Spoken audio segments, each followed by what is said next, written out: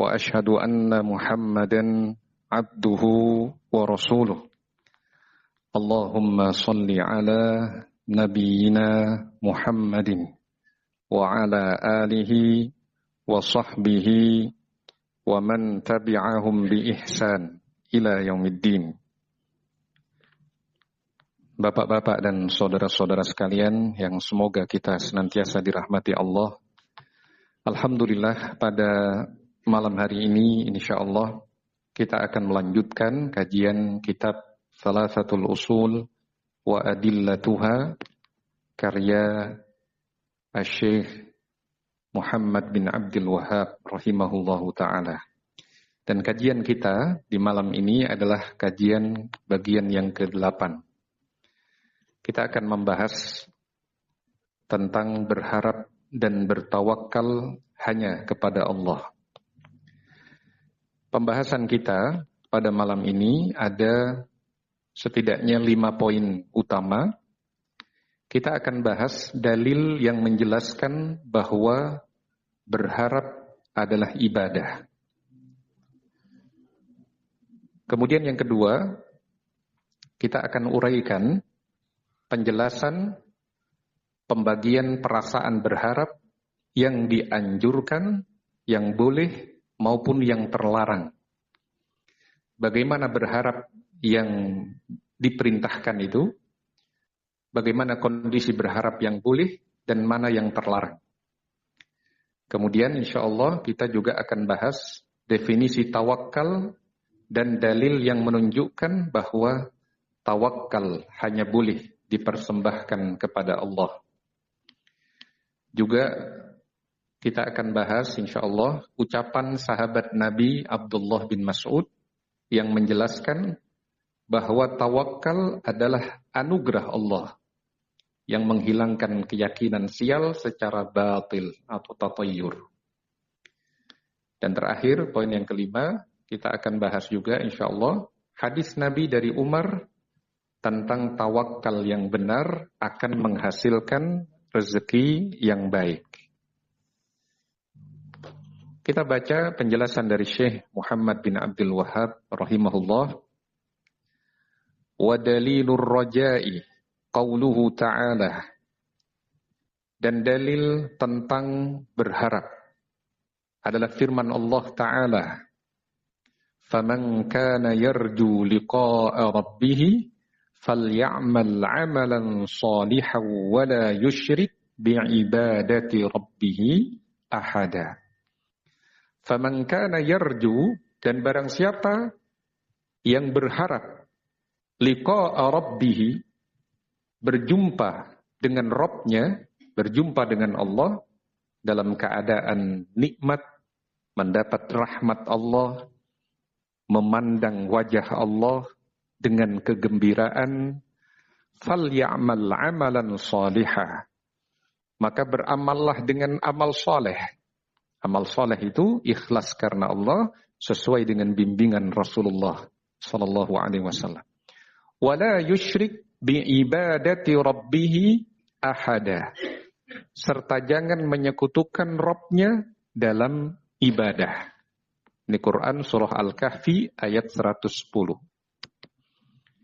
Jadi cara penyampaian di dalam kitab Thalathatul Usul ini dijelaskan dulu contoh-contoh ibadah secara global seperti yang sudah dibahas pada kajian-kajian sebelumnya.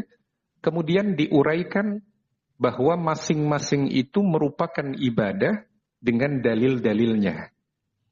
Dalil kalau itu dicintai Allah, diperintahkan Allah, maka itu bagian dari ibadah. Kalau itu ibadah, jangan dibagi dengan selain Allah. Tidak boleh dipersembahkan kepada selain Allah. Kemudian kita akan bahas apa maksudnya berharap hanya kepada Allah. Pengharapan yang hanya boleh dipersembahkan kepada Allah adalah pengharapan terhadap sesuatu yang hanya Allah saja yang mampu memberikannya. Contoh, berharap dimasukkan surga, berharap diampuni seluruh dosa, berharap diberkahi umur dan rezekinya, berharap dikaruniai keturunan yang soleh, berharap dihindarkan dari suatu musibah, berharap dimatikan dalam keadaan Islam. Itu contoh berharap yang hanya boleh ditujukan kepada Allah Subhanahu wa ta'ala. Karena yang bisa memberikan ini semua hanya Allah saja. Kalau kita berharap kepada selain Allah dalam hal-hal yang hanya Allah saja yang mampu, itu bagian dari kesyirikan. Kesyirikan dalam pengharapan atau amalan hati kita. Nah, kemudian ada berharap yang merupakan ibadah, yaitu pengharapan yang disertai dengan perendahan diri dan ketundukan. Ini hanya boleh dipersembahkan untuk Allah Ta'ala saja. Sebagaimana dijelaskan oleh Syekh Ibnu Utsaimin dalam syarah Thalatsatul Usul. Kalau ada pertanyaan, bolehkah kita berharap kepada manusia, berharap kepada makhluk? Ada sisi yang diperbolehkan. Pengharapan kepada makhluk diperbolehkan dalam hal-hal yang mampu dilakukan oleh makhluk itu. Tapi harus disertai keyakinan bahwa penentu tercapainya hal itu hanya Allah semata. Contoh, berharap seorang menghadiri undangannya. Saya berharap kamu hadir ketika nanti saya undang. Itu pengharapan yang mubah, yang boleh. Karena dia diberi kemampuan untuk hadir. Hanya saja kita yakini bahwa penentu apakah dia nanti mampu hadir atau tidak, itu Allah yang menakdirkan. Nah, sekedar berharap seperti itu boleh.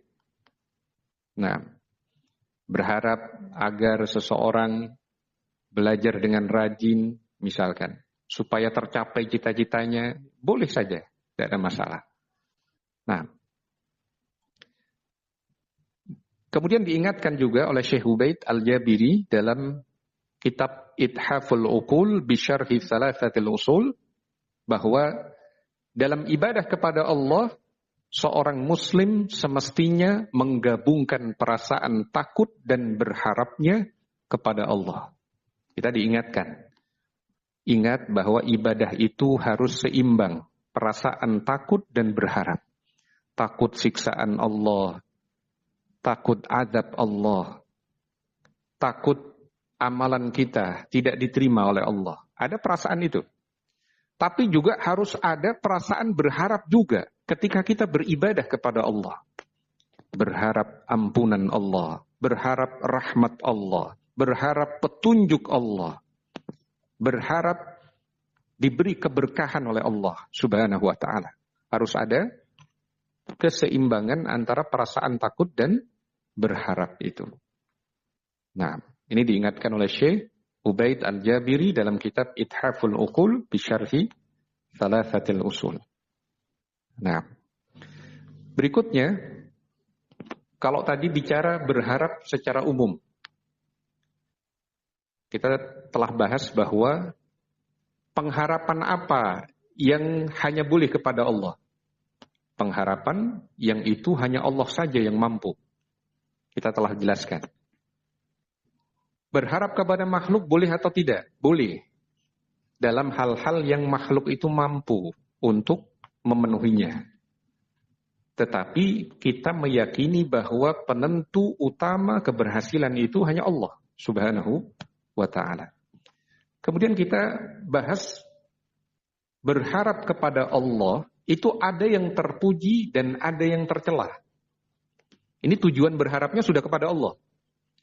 Tapi ada berharap kepada Allah yang itu tercela. Kita baca penjelasan dari Syekh Ibnu Utsaimin rahimahullah dalam syarah Thalatsatil Usul. Kata beliau rahimahullah, wa'lam anna ar-raja'al mahmuda la yakunu illa liman 'amila bi ta'atillah wa raja thawabaha. Wa'lam, ketahuilah, anna ar-raja'al mahmud, bahwa berharap yang terpuji la yakunu, tidaklah tercapai illa, kecuali liman amila bi ta'atillah, bagi orang yang mengamalkan ketaatan kepada Allah, wa raja thawabaha, dan berharap pahalanya. Au taba min ma'siyatihi wa raja qabula taubatih, atau dia bertaubat dari kemaksiatan dan berharap diterima taubatnya. Fa ammar raja'u bila amal, adapun berharap tanpa beramal, fahuwa ghururun wa tamannin madmum, itu adalah tipuan dan angan-angan yang tercela. Cuma berharap saja pingin surga, tapi tidak mengerjakan sholat, tidak zakat, padahal dia wajib. Maka ini pengharapan yang tercela. Tidak ada amal di situ. Kalau dia berharap diampuni oleh Allah, bertaubat. Lakukan amalan-amalan penghapus dosa yang diajarkan Nabi SAW. Jangan sekedar berharap, tapi harus ada perjuangan mewujudkan pengharapan itu. Nah, ini yang dijelaskan oleh Syekh Ibnu Utsaimin rahimahullahu ta'ala. Ini selesai pembahasan tentang pengharapan. Sekarang kita masuk pada tawakal. Tawakal. Syekh Muhammad bin Abdul Wahhab rahimahullah menjelaskan, wa dalilut tawakkul qauluhu ta'ala, dan dalil tawakal adalah firman Allah Ta'ala, wa 'alallahi fatawakkalu in kuntum mu'minin. Maka hanya kepada Allah lah seharusnya kalian bertawakal jika kalian memang orang-orang yang beriman. Ini dalam Quran surah Al-Maidah ayat 23. Maka hanya kepada Allah lah seharusnya kalian bertawakal jika kalian beriman. Tidak dikatakan sebagai orang yang beriman kalau kalian tidak bertawakal kepada Allah. Atau justru tawakalnya kepada selain Allah. Nah, ini Quran surah Al-Maidah ayat 23. Demikian yang dijelaskan dalam matan Thalathatil Usul. Sekarang kita bahas apa itu tawakal. Kalau kita bicara definisi tawakal, kita perlu mengutip ucapan ulama. Ucapan para ulama. Di sini saya kutipkan penjelasan dari Syekh Muhammad Al-Amin Asy-Shinqiti rahimahullahu ta'ala. Seorang pakar tafsir, penyusun kitab Adwa'ul Bayan. Kitab yang menafsirkan ayat Al-Quran dengan ayat Al-Quran. Beliau menjelaskan definisi tawakal. Wat-tawakkulu 'ala Allah ats-thiqatu bihi wa isnadul umuri wa tafwiduha ilaihi ma'a ta'atil asbab. Wat-tawakkulu 'ala Allah, tawakal kepada Allah, ats-thiqatu bihi adalah percaya kepadanya. Percaya kepada Allah. Wa isnadul umuri, dengan menyandarkan, wa tafwiduha, menyandarkan maupun menyerahkan urusan, ilaih, kepadanya. Kita pasrahkan hasilnya kepada Allah. Kita percaya Allah akan memberikan kemaslahatan bagi kita. Kita pasrahkan itu kepada Allah. Dalam hati kita meyakini itu. Ma'ata'atil asbab, disertai upaya menempuh sebab-sebab. Kita berjuang mengobati penyakit kita, ingin sembuh. Kita melakukan upaya-upaya yang diperbolehkan. Mendatangi dokter dengan cara-cara medis, baik yang modern maupun tradisional, ya, yang terbukti, meskipun pakai obat-obatan herbal, tapi memang terbukti ada hubungan sebab akibat langsung antara obat itu dengan proses penyembuhannya. Ada upaya menempuh sebab itu. Setelah berjuang menempuh sebab itu, kita percaya sepenuhnya kepada Allah dan pasrahkan kepada Allah. Ya Allah, yang terbaik adalah apa yang engkau takdirkan untuk kami. Dan dia tawakal sepenuhnya kepada Allah. Nah, jadi itu definisi tawakal berdasarkan penjelasan Syekh Muhammad Al-Amin Asy-Syanqiti dalam kitab Ma'arijus Su'ud ila Tafsiri Suratil Hud, halaman 307. Kemudian kalau kita membaca tafsir As-Sa'di, Taisir Karimur Rahman fi Tafsiri Kalamil Mannan, ada 3 unsur perasaan dalam hati saat tawakal. Apa saja unsur itu?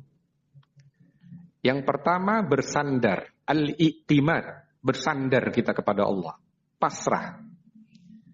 Yang kedua at-thiqah, percaya kepada Allah. Yang ketiga husnudzon, berbaik sangka kepada Allah. Jadi bersandar, percaya dan berbaik sangka itu unsur dalam tawakal kepada Allah Subhanahu wa taala. Dan tawakal adalah ibadah hati, tidak boleh dipersembahkan kepada selain Allah Subhanahu wa ta'ala. Nah, ini tentang tawakal, definisinya. Kemudian, kalau dulu di masa jahiliyah, para sahabat merasakan sebelum datangnya Islam, mereka itu terbawa dengan keyakinan jahiliyah, perasaan sial. Kalau dengar sesuatu, melihat sesuatu, mereka kadang mengurungkan niatnya karena melihat sesuatu, kira-kira ini kayaknya gagal rencana saya. Melihat orang yang cacat misalkan, ketika mau keluar bekerja, lihat ada orang cacat di depan rumah. Kemudian dia merasa, aduh kayaknya bukan waktunya sekarang saya keluar berusaha. Saya melihat ini tanda sial. Padahal tidak ada hubungan sebab akibat langsung antara keberadaan orang yang cacat yang terlihat dia itu dengan keberhasilan dia kalau dia meneruskan rencananya.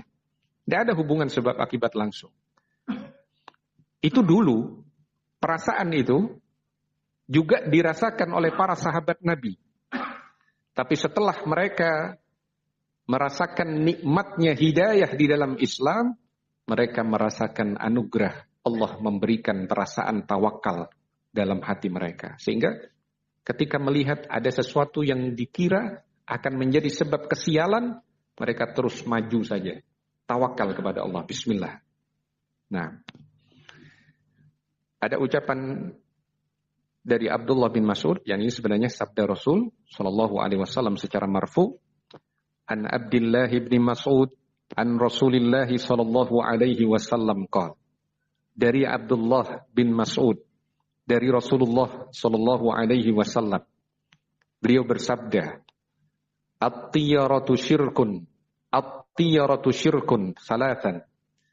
Tatayyur adalah kesyirikan. Tatayyur adalah kesyirikan. Beliau mengucapkan 3 kali. Wa ma minna illa walakinna Allah yadhhibuhu bitawakkul. Tidaklah hal itu ada pada kami kecuali Allah telah menggantikannya dengan tawakal. Nah, ini hadis riwayat Abu Dawud, Ibnu Majah, disahihkan Ibnu Hibban dan Syekh Al-Albani. Jadi tatayyur itu anggapan sial dengan sesuatu yang tidak ada hubungan sebab akibat langsung. Orang gagal nikah karena wetonnya tidak sama, itu tatayyur juga. Tidak dikenal di masa jahiliyah. Tapi itu prakteknya mirip dengan jahiliyah. Orang gagal beli rumah karena secara Hong Shui atau Feng Shui tidak sesuai. Ini akan menyebabkan ketidakberuntungan, misalkan. Padahal tidak ada hubungan sebab akibat langsung. Kecuali posisi rumah itu memang mengkhawatirkan, berada di tempat yang membahayakan, ya, berada di tempat yang di situ sering terkena bencana.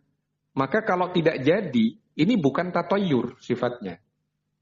Karena mengurungkan niatnya itu, karena ada sebab akibat langsung yang jelas.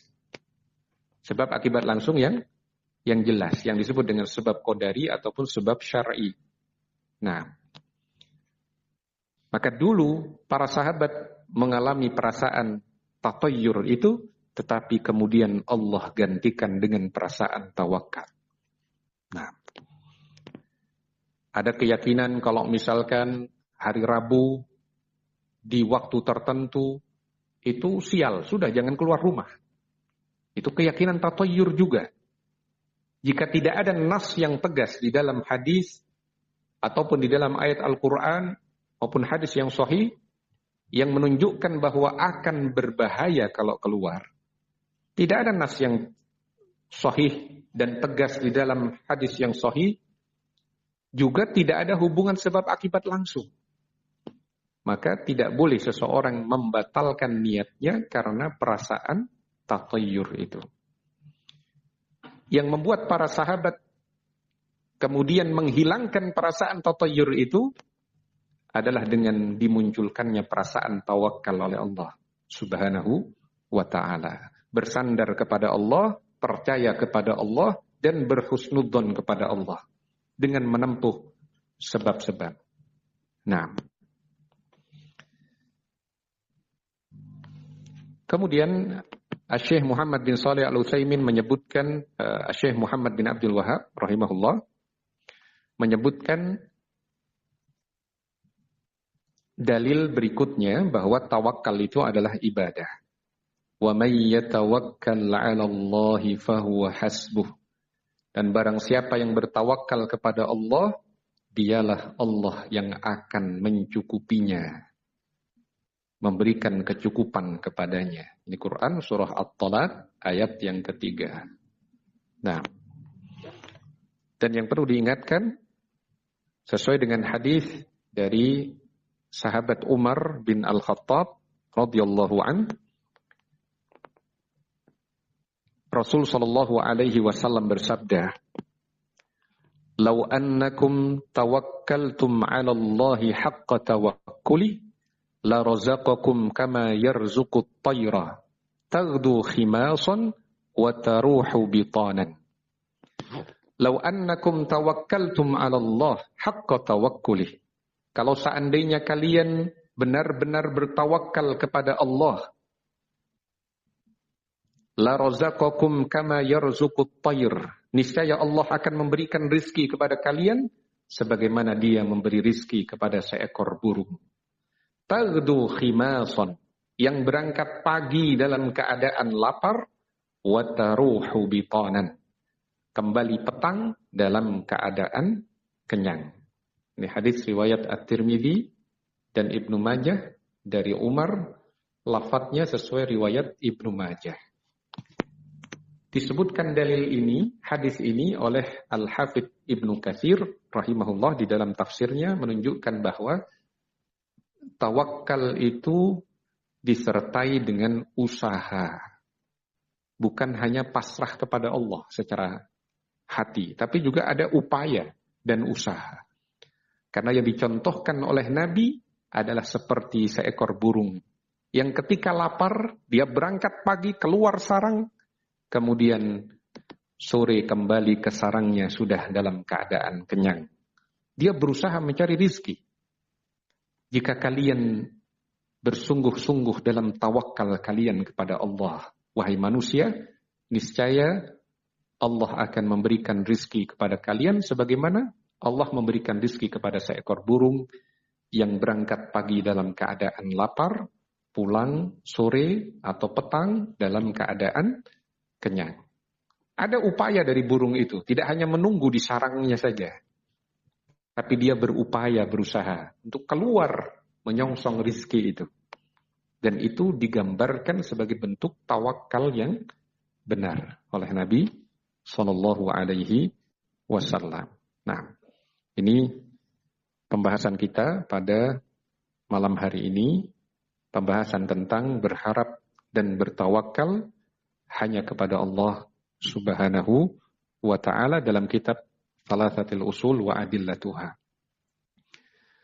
Untuk pekan depan, saya mohon maaf karena saya diagendakan untuk mengisi kajian dari sejak khutbah Jumat, kemudian kajian ba'da asar, kajian malam juga di Lembaga Pemasyarakatan Militer di Wonoayu, Sidoarjo, sehingga untuk pekan depan kita terpaksa libur.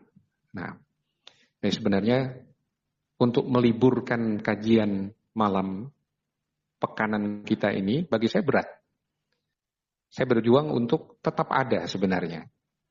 Karena meskipun hanya sekedar sebuah penyampaian satu ayat atau satu hadis, tetapi itu adalah sebuah nikmat bagi saya pribadi. Ketika masih diberi kesempatan untuk menyampaikan hal semacam ini.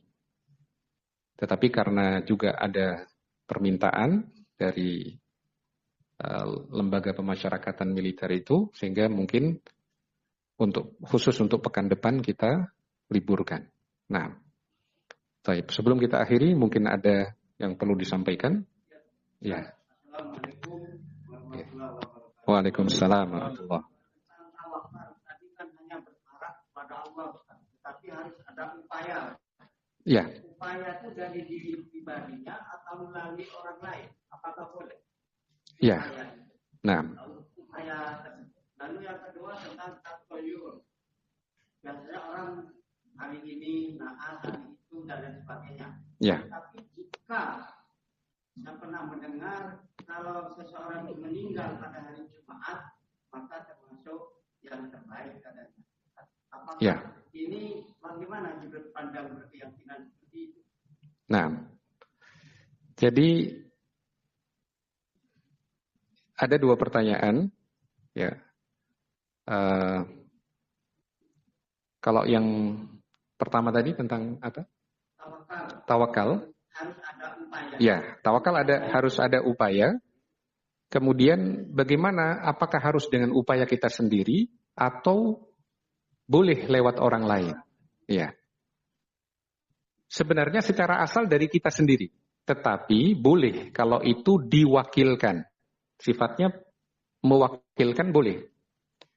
Contoh, kalau di sirah Nabi kita tahu bahwasanya Khadijah radhiyallahu anha itu memiliki usaha perniagaan yang kemudian diwakilkan kepada budak laki-lakinya dan juga Nabi kita Muhammad sallallahu alaihi wasallam. Kita boleh kita usaha langsung, kita yang mengerjakan, memutar roda bisnisnya, juga boleh kita bekerja sama dengan orang lain, melibatkan orang lain. Artinya yang demikian itu tidak masalah. Semuanya terhitung bagian dari upaya, dari usaha kita. Nah, kemudian terkait dengan meninggal di hari Jumat. Meninggal di hari Jumat, ada yang meyakini bahwa meninggal di hari Jumat itu adalah kondisi yang baik. Ya, memang ada sebuah hadis yang diperselisihkan oleh para ulama. Ini pernah saya tulis di buku saya, Tata Cara Mengurus Jenazah. Ya, ada sebagian ulama yang mensahihkan tentang keutamaan meninggal di hari Jumat atau masuk juga pada malam Jumat akan menyebabkan dengan izin Allah dia terhindar dari fitnah kubur. Ya. Nah, kita lihat sebagian riwayat itu riwayatnya disahihkan oleh Syekh Al-Albani atau setidaknya dihasankan. Ya. Tentang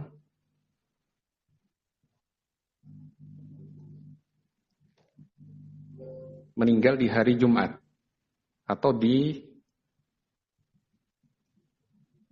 malam Jumatnya, ya. Nah, jadi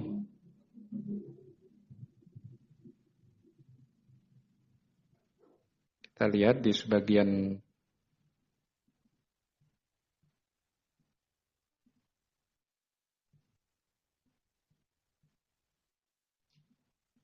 tentang keutamaan meninggal di hari Jumat.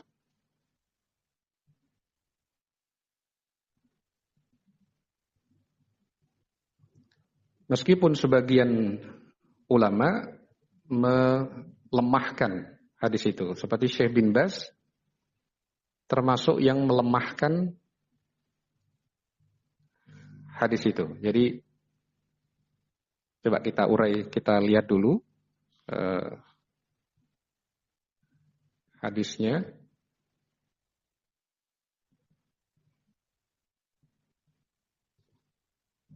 Ya, sebentar.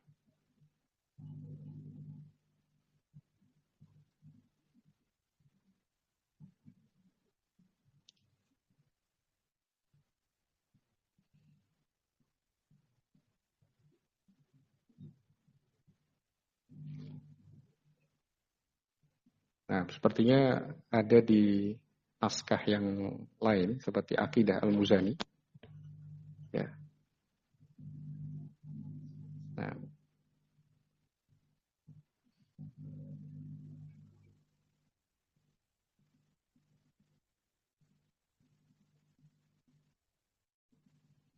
di Aqidah Al-Muzani pernah saya tuliskan tentang beberapa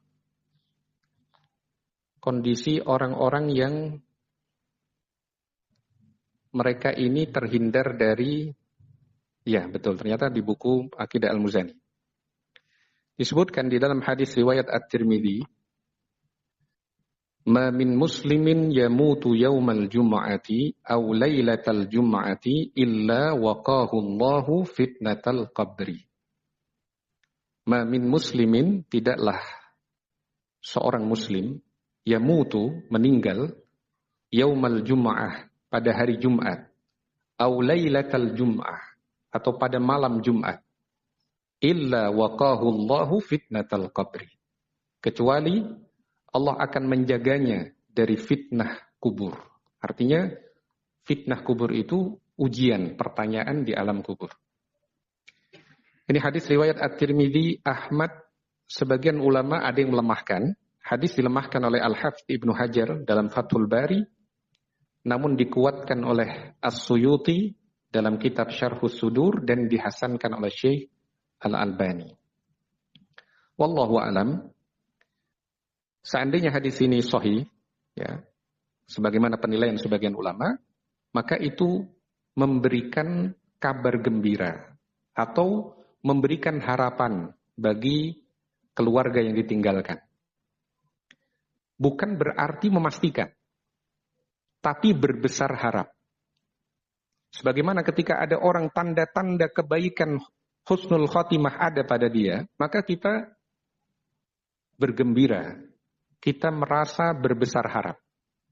Tetapi kalau memastikan bahwa dia pasti mendapatkan berbagai keutamaan itu, tidak. Sebagaimana kita dilarang untuk menyebut seseorang dengan gelar syahid. Ya, tidak boleh kita menyatakan fulan pasti syahid. Tapi kalau kita menyatakan semoga fulan syahid atau insya Allah fulan syahid, maka itu boleh. Sebagai bentuk kegembiraan dan harapan seorang muslim terhadap muslim yang lain. Nah, jadi itu bukan anggapan yang tidak berdasar. Kematian pada hari Jumat atau malam Jumat. Hanya saja tentunya ini adalah sesuatu yang bukan direkayasa. Memang ditakdirkan demikian oleh Allah Subhanahu wa taala. Kalau seorang milih harinya dengan melakukan tindakan bunuh diri, tentu itu masuk dalam sesuatu yang dilarang oleh Allah Subhanahu wa taala. Nah, baik. Oke, berikutnya. Ya.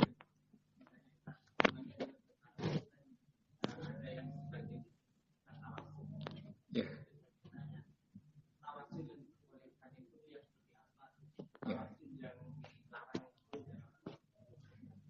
Ya, jadi ada pertanyaan tawassul yang diperbolehkan dan dilarang. Tawassul itu artinya kita menempuh upaya untuk membuat doa kita lebih mudah dikabulkan oleh Allah Subhanahu wa taala.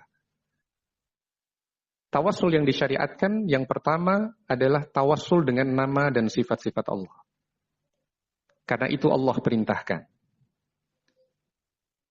Walillahil asma'ul husna fad'uuhu biha. Dan Allah memiliki asma'ul husna, maka berdoalah dengannya. Sebut asma'ul husna itu untuk menguatkan permohonanmu kepada Allah supaya lebih mudah dikabulkan dengan nama yang sesuai dengan apa yang engkau minta. Misalkan kita berharap rizki, kita menyatakan ya Razzaq urzukni, wahai yang maha pemberi rizki, berikan rizki kepadaku. Kita bertawassul dengan nama Ar-Razzaq, dengan permohonan urzukni. Ini termasuk dianjurkan. Bukan hanya diperbolehkan, tapi juga dianjurkan. Kalau di dalam zikir-zikir Nabi banyak sekali. Penyebutan doa yang didahului dengan bertawassul dengan nama-nama dan sifat-sifat Allah Subhanahu wa ta'ala. Ya Hayyu ya Qayyum birahmatika astaghith aslih li sya'ni kullahu wa la takilni ila nafsi tarfata ain. Ya Hayyu ya Qayyum, wahai Zat yang maha hidup dan maha mampu menegakkan segala sesuatu. Birahmatika astaghith, dengan rahmatmu aku beristighatsah, memohon kepadamu dalam hal yang genting.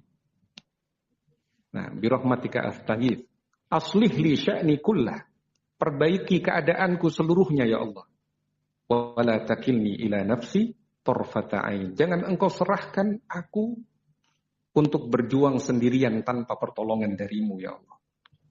Nah, jadi itu contoh hadis bacaan yang dianjurkan dibaca di pagi dan sore dari hadis-hadis yang sahih dari Nabi SAW yang mengandung tawassul dengan nama dan sifat-sifat Allah. Tawassul yang juga diperbolehkan adalah tawassul dengan menyebutkan amalan yang pernah kita lakukan, yang kita duga ikhlas karena Allah Subhanahu wa ta'ala. Ini dalilnya adalah hadis yang disebutkan di bab niat, hadis yang terakhir, ketika 3 orang terjebak di dalam gua, maka mereka bertawassul untuk bisa keluar dari gua itu. Mari kita sebutkan amalan yang dulu pernah kita lakukan, yang kita duga ikhlas karena Allah. Maka 3 orang itu menyebutkan amalan-amalannya. Ada amalan birrul walidain. Ada amalan karena dia meninggalkan kemaksiatan yang sudah di depan mata karena Allah. Ada amalan yang dia dulu memenuhi hak pekerjanya. Dia sempurnakan haknya, tidak dia kurangi. Maka dengan sebab itu diceritakan oleh Nabi, karena ini meskipun terjadi pada Bani Israel, tetapi dikabarkan oleh Nabi sebagai pelajaran bagi kita, kaum muslimin, ada dalam Sahih Al-Bukhari dan Muslim. Kemudian juga tawassul yang diperbolehkan adalah ketika Nabi masih hidup, sahabat meminta agar Nabi berdoa.